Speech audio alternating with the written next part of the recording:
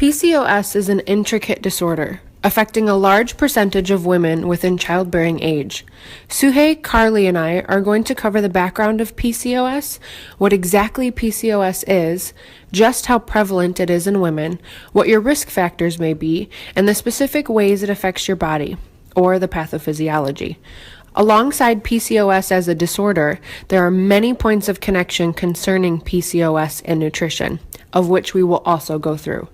To name a few, we'll look over key nutrients, contributing factors, therapeutic diets, food options and nutrients, and supplemental options for PCOS. Finally, and equally as important, we'll walk through what kind of lifestyle interventions could or should be implemented for optimal results individually. Let's get started.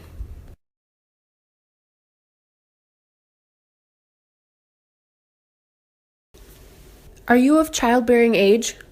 Do you have a myriad of symptoms that you can't seem to put together that regularly affect your reproductive health? Have you wondered if there might be an underlying cause to your symptoms? Polycystic ovarian syndrome is the most common hormonal disorder of females of childbearing age. Many symptoms of varying degrees can make it difficult to diagnose. However, there is hope. Putting together some of the most common symptoms can help you determine if PCOS is a condition you or a loved one may be struggling with. Polycystic ovarian syndrome, first reported in 1935, is a female hormone disorder. It manifests as a group of symptoms with different women presenting different symptoms. Women of childbearing age are affected regardless of race or ethnicity. The actual number of women affected is estimated to be 1 in 10 to 1 in 15 due to the changing criteria to define and diagnose PCOS. Many women may be undiagnosed. Symptoms begin to appear after puberty and around 18 to 44 years of age. However, PCOS may affect prepubescent girls as young as 11. Women who have a mother or sister with PCOS are more likely to develop this syndrome.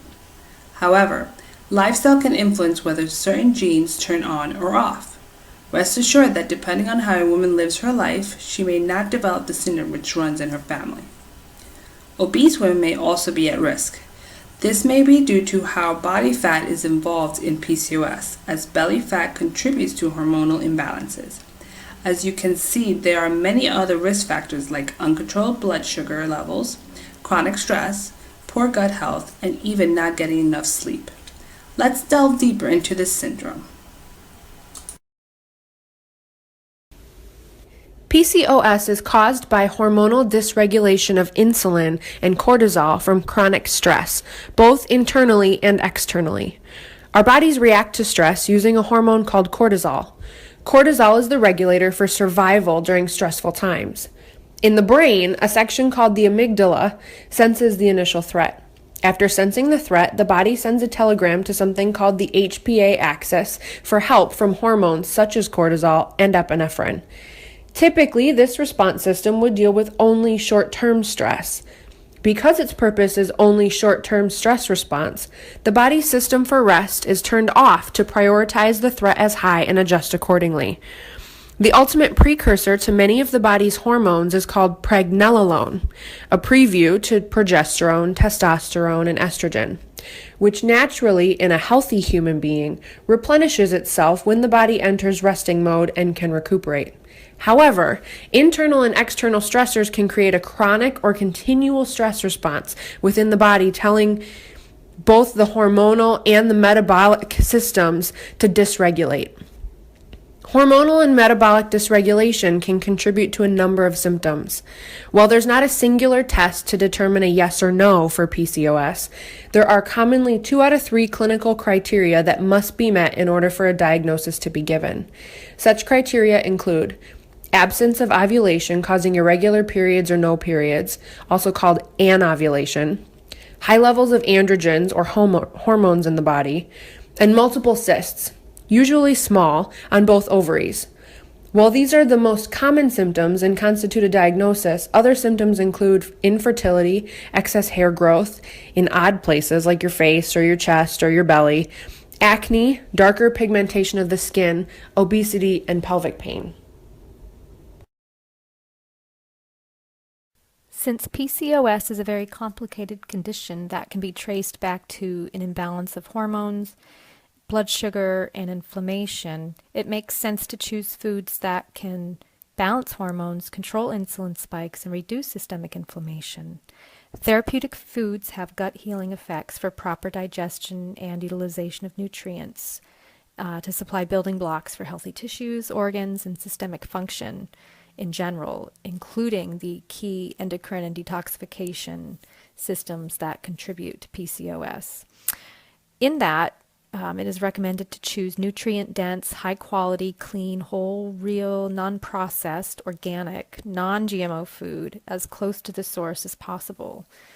And also eat ample, good quality carbohydrates in the form of plant foods that are high in phytonutrients and antioxidants and fiber. That all helps with detoxification as well.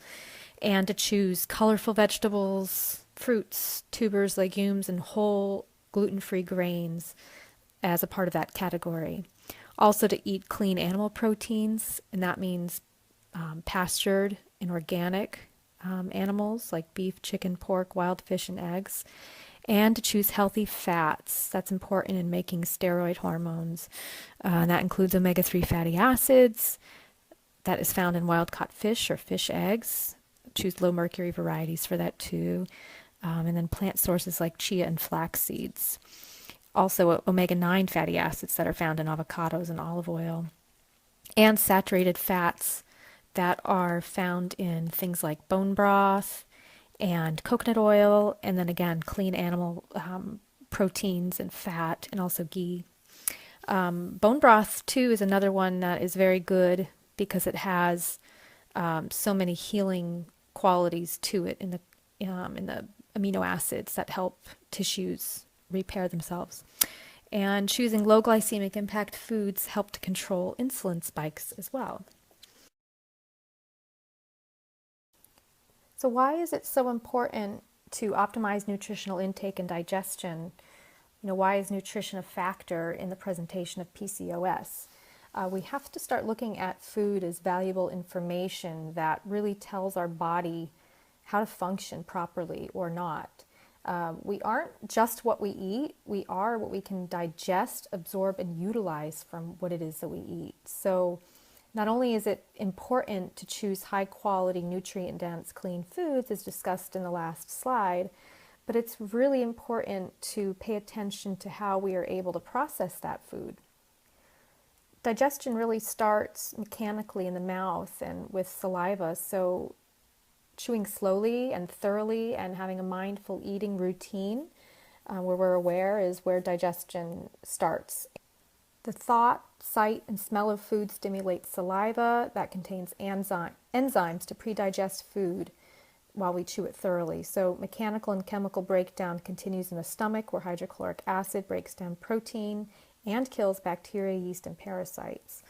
Most of our food is digested and absorbed in the small intestines where the pancreas, gallbladder, and microvilli, this tiny shag carpet structure, absorbs the fully broken down nutrients into the bloodstream and lymph circulatory system. Remaining undigested food and soluble fiber and water are then absorbed into the large intestine and waste is eliminated. Our gut lining in our small intestines where the microvilli are is the true gatekeeper to health. It keeps the outside world separate from the inside world. It's like an internal skin. So preserving its integrity is essential to systemic health. It is designed to only allow nutrients needed by the body to pass through the bloodstream and to block harmful substances from entering. If intestinal permeability or leaky gut occurs, undigested food particles, parasites, bacteria, and bacterial waste enter our bloodstream and cause inflammation, trigger our immune system, and create dysfunction in numerous parts of the body. Based on our genetic blueprint, that's where they will show up, as well as in the gut itself, which becomes chronically inflamed. Leaky gut can cause gut dysbiosis, in turn contributing to more inflammation and an increase in intestinal permeability. Because of this bidirectional relationship, systemic health is contingent on healing all areas of the digestive tract simultaneously. There are many effective ways to address the underlying causes of PCOS using non-invasive, natural dietary and lifestyle approaches. Identifying and ameliorating chronic stress inputs by addressing various nutritional and lifestyle interventions is key. Optimizing digestion, healing intestinal permeability, and balancing the microbiome is targeted with therapeutic protocols using food, rest, exercise, stress reduction, and supplementation with other environmental inputs as part of a comprehensive natural plan to eliminate symptoms and restore fertility and health naturally.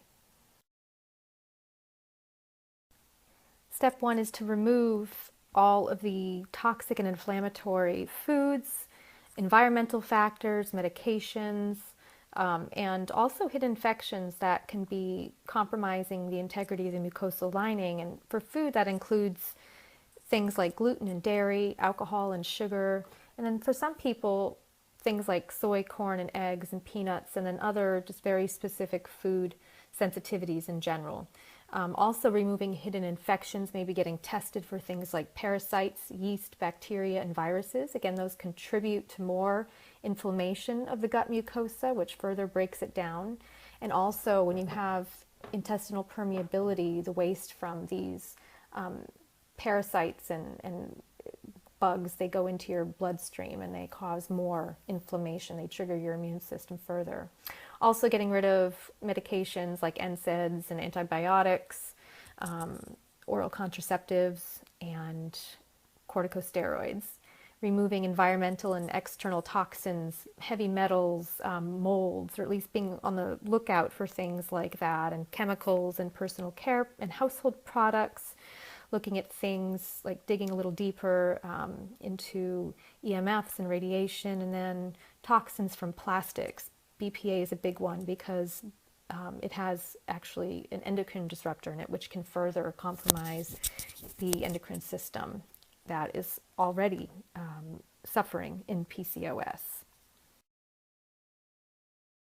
The second R in the 4R protocol is to restore, and this is providing what might be missing from our body that supports proper digestion and absorption of our food. So chewing our food properly and then taking some digestive aids such as hydrochloric acid and digestive enzymes, which become depleted by diet that is poor, drugs, disease and aging, and other chemical factors as well. So not only restoring nutrient sources by consuming whole foods in a balanced ratio of micronutrients and macronutrients for the necessary constituents for cellular function, but also giving our body the ability to properly digest and assimilate them. Number 3 is to reinoculate. So we want to repopulate the gut microbiome with beneficial bacteria that balance out the ratio of unfavorable bacteria. A healthy microbiome that is robust with a diverse population of different bacterial strains is really a cornerstone to optimal health. And sometimes these strains can be depleted from antibiotics, different medications, again, poor diet, chronic stress, GMOs, and then birth-related inputs such as being born cesarean and not being breastfed. So we can easily reinoculate with probiotics as a supplement, and also probiotic foods such as sauerkraut. And then we want to support this favorable bacterial population by feeding them what they need with prebiotic food, such as asparagus and onions and banana, chicory root, mushrooms, garlic, leeks. After removing the various triggers that contribute to intestinal permeability and impaired gut health, restoring the ability to digest and assimilate nutrients, and reinoculating your microbiome, the ideal environment has been established to really heal the gut lining, repair those mechanisms, and prevent any further inflammation and systemic damage that affects the presentation of PCOS. In addition to therapeutic foods, supplements such as key vitamins and minerals, digestive aids, non-pharmaceutical, anti-parasitic, antibacterial herbs, beneficial compounds, teas, herbal extracts, and essential oils can all contribute to mucosal repair. They can help to support the immune system, overall gut health, and hormonal balance to promote healing and help restore the body's natural function. According to Lisa Rankin, the body has the capability to heal itself. We have seen in many documented case studies a population of individuals who overcome crippling diseases or disorders with no explanation. There are so many factors that are involved in healing beyond simple medicine, including relationships, spirituality, work-life balance, recreation or physical activity, and attitude. We have seen elderly individuals die of what we call a broken heart because their reason of happiness is no longer with them. However, we've also discovered that the same happiness causes people to live 7 to 10 years longer than individuals who are chronically unhappy or stressed. When we are happy and in balance with our truth and ourselves, the body is at ease for a much greater percentage of the time than it is in stress mode. So how do these inputs make a difference in disorders such as PCOS?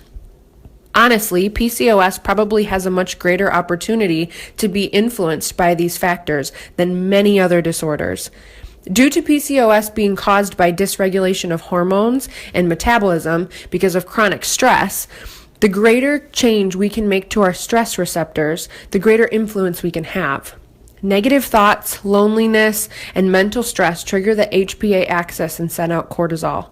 Adapting our perspective, purposefully switching the body from the sympathetic to the parasympathetic nervous system, and releasing healing hormones such as oxytocin, endorphins, and dopamine can reduce stress and promote healing. Practical applications for reducing stress and promoting healing include meditation, sex, massages, yoga, laughter, exercise, creativity-endorsing activities, etc.